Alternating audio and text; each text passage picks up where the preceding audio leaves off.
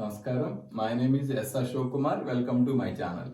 In this part, I am going to explain about the regulation of respiration. Every physiological process should be regulated. As we know that regulation is possible by two ways. One is a neural control, another one is a chemical control. Mainly every system in our body, every function is mainly controlled by the nervous system. So, first I am going to tell about the neural control.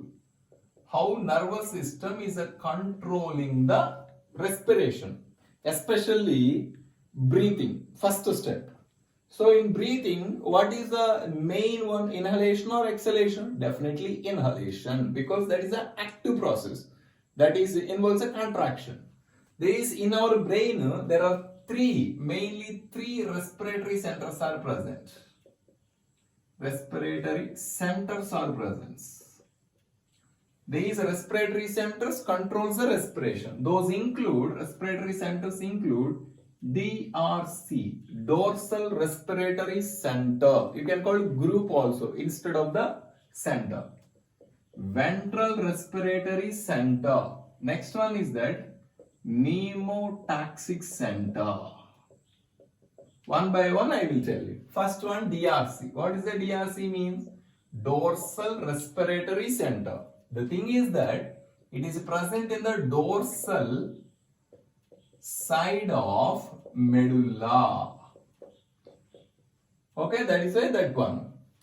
Next one, it associated with, from here, from dorsal respiratory center, it associated with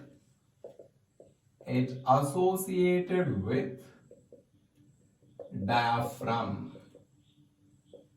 It associated with the diaphragm through neurons. Okay, nervous control and neural control, and make it contract.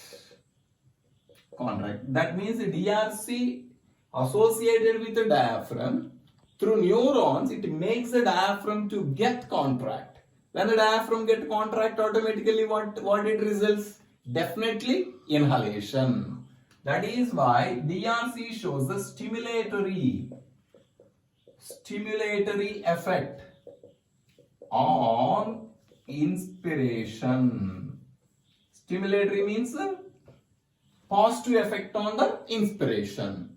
That is why DRC is also called as a inspiratory center.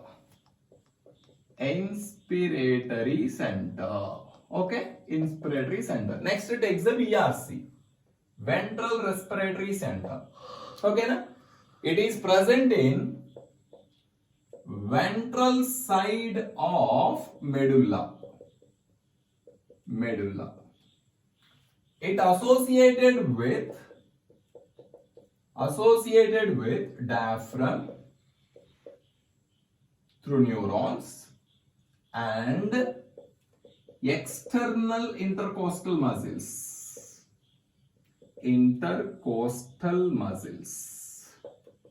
Okay, it associates the diaphragm and external intercostal muscles and make it contract. It makes the VRC makes the contraction of diaphragm and external intercostal muscle. That results, there is a switch on, that is a stimulatory effect on inspiration, just like DRC, dorsal respiratory center. Along with that one, it also associated with internal intercostal muscles. Internal intercostal muscle. I said these muscles involved during the forceful exhalation and make it contract. When these internal intercostal muscle contract, automatically what is happening? That ribs and everything get contract. Means the space is decreased, pressure will increase inside, automatically air will comes out. That means it shows the stimulatory effect on exhalation also, expiration or exhalation also. That means DRC is a stimulatory effect only on inspiration, this VRC is a stimulatory effect on both inhalation and also exhalation. As we know, this one is a minor role because these internal intercostal muscles play a role only during the forceful exhalation. Okay. The next one is the pneumotaxic center. This one important for the exam point of view, NEET exam point. Pneumotaxic center. This is present in pons area of the brain. These two are present in the medulla. Pneumotaxic center present in the pons. Now it associated with all neurons of DRC. Okay? And all inspiratory neurons of VRC. Okay, you're understanding? This associated pneumotaxic center through neuron, it associates all neurons of the DRC. If you take VRC, it has two effects. It has the positive stimulatory effect on inhalation and also exhalation. So it associated with all neurons of the DRC and also all inspiratory neurons of the VRC. Then what is it is doing? These pneumotaxic center regulate these DRC and inspiratory neurons, make it to inhibit when these neurons, DRC neurons and VRC neurons, these are responsible for the contraction of diaphragm and external intercostal muscles. That effect, these contraction effect get cancelled, get inhibited by the pneumotaxic center. That means what? That contraction of the diaphragm and external intercostal muscle stops. That means it has a switch off. That means inhibitory effect. Switch off effect on inhalation. Means it inhibits the activity of the neurons of the DRC and the inspiratory neurons of the VRC. Thereby, when these muscles, when DRC and VRC work, that inspiration will occur. When this pneumotaxic center inhibits those neurons, automatically contraction of these diaphragm and external intercostal muscles will not occur, thereby inhalation will stop. That is why it has a pneumotaxic center and switch off effect on inhalation. This is about the neural control. I said the regulation of respiration is under both neural control, mainly under neural control, along with the chemical control also. This is about the neural control. The neural control of respiration. Next one is the chemical control of respiration. There are number of chemosensitive areas. Chemosensitive areas. These are sensitive to the certain chemicals. These are present in medulla. Medulla adjacent to respiratory centers. Okay, because the functions of these chemosensitive areas and respiratory centers are coordinated. That is why. Okay, DRC and VRC. These chemosensitive areas are highly sensitive. Are sensitive to carbon dioxide and H plus ions. What I mean? When there is an abnormal increase in the carbon dioxide and H plus ions, these chemosensitive areas sense the information. Then, or when the carbon dioxide or H plus ions become low, they will sense the information. After sensing this information, they send it to the information to the respiratory centers. Then, depending on the situation, when the CO2 and H plus ion concentration is increased, then they will sense the information. After that, they will send it to the respiratory center and it take the necessary action like sending the carbon dioxide to out of the body very fast. Okay. The next one is like chemoreceptors. Chemoreceptors. Receptors for the chemicals. These chemoreceptors are mainly present in, carotid and systemic artery, that is aortic arteries. arteries. So here what is happening? These are also, these receptors, these chemosensitive receptor associated with through neurons associated with DRC, dorsal respiratory center. These receptors are sensitive to carbon dioxide and H plus ions. What you need to understand, when there is abnormality in the blood, that is carbon dioxide and H plus ions, these chemoreceptor, when there is a carbon dioxide and H plus ions are increased, that is very dangerous to the blood. That is why when these abnormalities in the carbon dioxide and these chemoreceptors sense that. Then these chemoreceptors through neurons, they send the information to the DRC. When the DRC is making, automatically force this particular takes the necessary action, force the CO2 to send it out. So this is chemoreceptors. So this is about the last I explained the chemical control. So here in this case I said about these are sensitive to the carbon dioxide and H plus ions. But you need to understand, in the respiration regulation, in the regulation of the respiration, there is a role of oxygen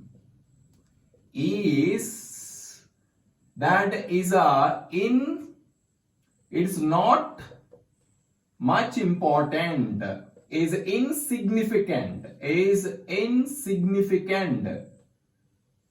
significant. That is why, even why it is a role of oxygen in the regulation is insignificant, because even though oxygen is get accumulate in the body, that excess oxygen get bond binds with the myoglobin in the muscle, get stored. But carbon dioxide and H plus we cannot store in the body. When they are accumulating, automatically the pH of the blood get changes. That is why when the CO2 and H plus ions concentration is increasing, we have to send those molecules to chemicals to out of the body.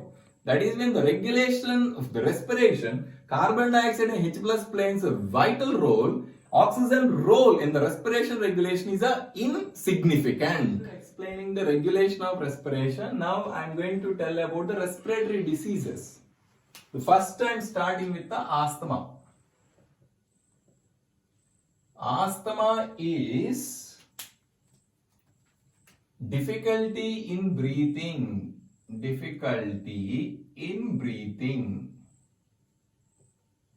due to inflammation of bronchi and bronchioles.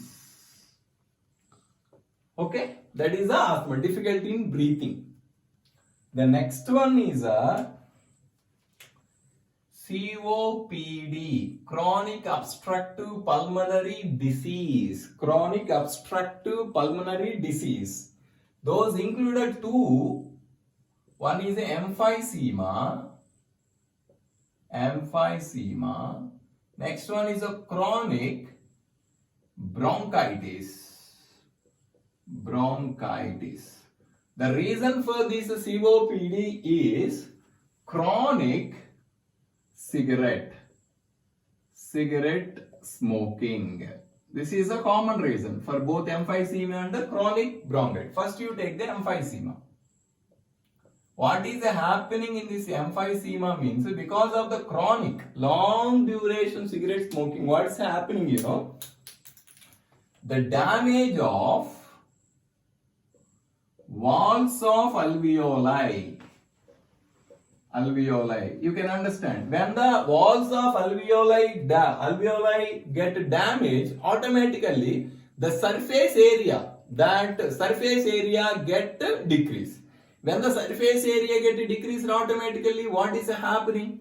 That rate of taking of oxygen get decreased. Thereby, there is a less availability of the oxygen to the tissue. When the person started doing the exercise, automatically the demand of the oxygen is increased. But because of the damage of the alveoli walls, what happening? There is a insufficient, that is leads to hypoxia.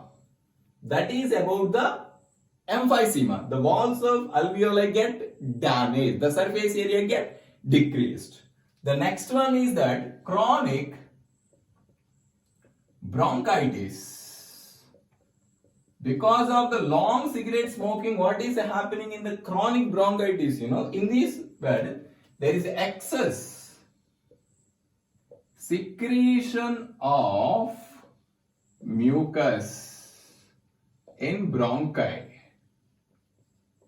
You can understand, excess mucus secretion. That means automatically what is happening? Because of the excess secretion and this mucus get thick inside the bronchi, excess secretion of the mucus and mucus become thick.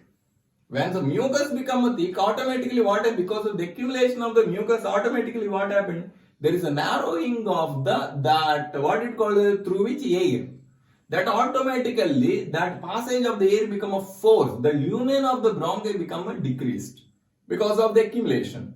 And the air become a force, that too there is insufficient oxygen that tissues will get. One problem. Second, because of the thickening of the mucus, that automatically what is happening? The cilia cannot move. The cilia cannot move. If it is a mucus is a semi-solid, the cilia can move. Because of the cilia, when the cilia is free moving, that it prevents the attachment of the bacteria to the respiratory epithelium. Because of the cilia the movement of the cilia gets stuck because of thickening of it, automatically whatever the pathogen is entering into that respiratory body can easily go and attaches to the respiratory epithelium. Thereby automatically the person will suffer with a number of respiratory diseases. That is about the chronic bronchitis. The next one is pneumonia. Pneumonia is a disease caused by different bacteria, some viruses also. That bacteria like Streptococcus pneumonia. Streptococcus pneumonia. 1 gram-positive bacteria disease. And 1 gram-negative bacteria, that is a Haemophilus influenza.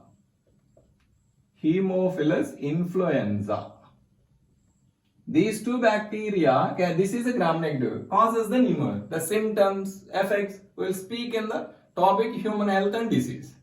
Next one is a TB, very dangerous disease that affecting. That is a Mycobacterium. Mycobacterium tuberculi, that causes the very severe disease of the respirator. The next one, occupational respiratory diseases. Respiratory diseases.